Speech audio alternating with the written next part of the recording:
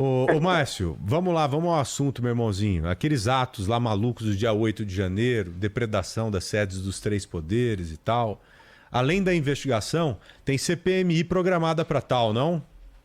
Exatamente, Joia. A gente teve agora há pouco aqui, começou por volta ali de uma hora, meio-dia e meia mais ou menos, a sessão do Congresso Nacional, que o presidente do Congresso, né, o senador Rodrigo Pacheco, leu o requerimento de instalação da Comissão Mista de Inquérito para investigar justamente os atos criminosos do dia 8 de janeiro. E aí, a partir de agora, começa o segundo passo dessa comissão, né, que é a indicação dos membros que vão fazer parte desse colegiado. Lembrando, esse requerimento foi lido por Rodrigo Pacheco e agora começam as articulações justamente para que as pessoas, né, os parlamentares, sejam indicados para fazer parte dessa comissão. A expectativa é que, por causa das configurações de blocos e lideranças, é que a base de apoio do presidente Luiz Inácio Lula da Silva tenha a maioria entre os membros da CPMI, mas o comando ainda precisa ser definido. Tanto o grupo do presidente da Câmara, Arthur Lira,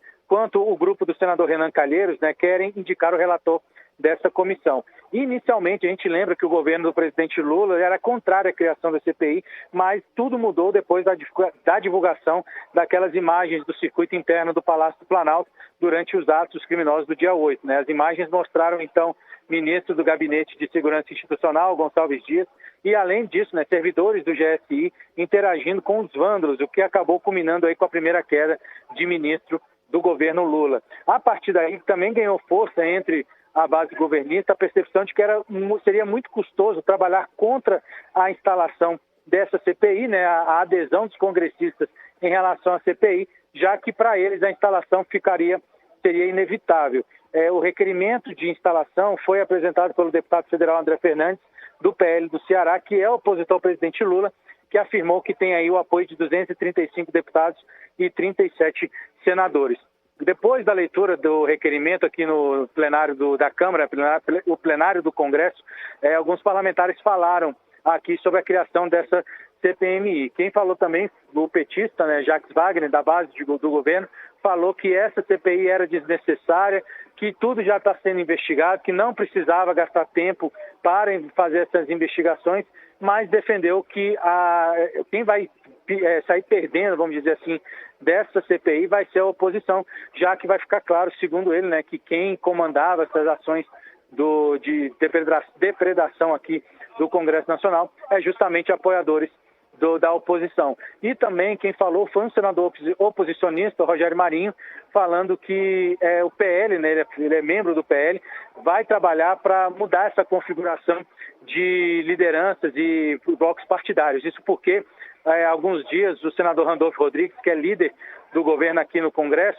no Senado, ele acabou saindo de um bloco, entrando em outro, e isso acabou mudando a configuração, fazendo com que a oposição perdesse uma vaga das que tinha direito dentro do Senado. O PL tinha direito a 3, com essa mudança passou a ter direito a 2 vagas dentro da CPMI. E aí vai começar a questão de ordem, vai começar os primeiros embates em relação à formação desse bloco, desse colegiado aqui dentro do Congresso Nacional.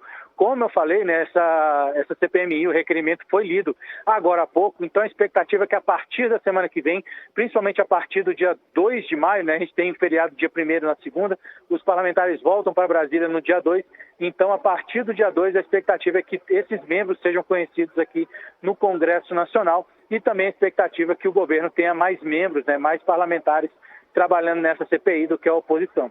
É esperar para ver, vamos ver como é que vai ser esse fiel da balança aí na formação da CPMI dos atos criminosos. E vem, inclusive, se a expectativa do governo, né, de não ver projetos importantes ficarem travados ali, presos, né, não puderem votar por causa da CPI, vai ser de fato concluído ou não, né? Porque o governo disse que tem a promessa dos líderes do Senado e da Câmara de que isso não vai acontecer, de que a tramitação de reforma tributária, as medidas provisórias, isso daí vai acontecer de maneira normal. Vamos ver. Verdade. Márcio, oi. Não, é só para complementar que essa é a expectativa mesmo, porque tem muitos projetos aqui dentro do Congresso que o governo tem interesse. E o medo do governo é justamente que o país pare né, de ter essa tramitação desses projetos de interesse do governo aqui dentro do Congresso Nacional para acompanhar a CPI. Mas a gente lembra que tem um ditado aqui em Brasília, né? CPI a gente sabe como começa, mas não sabe como termina.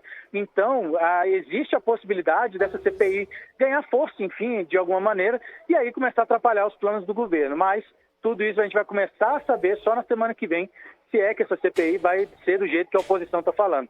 É esperar para ver. Fechado então, Márcio. Muito obrigado, meu amigo. Um abraço para você. Abraço, pessoal. Tchau, tchau.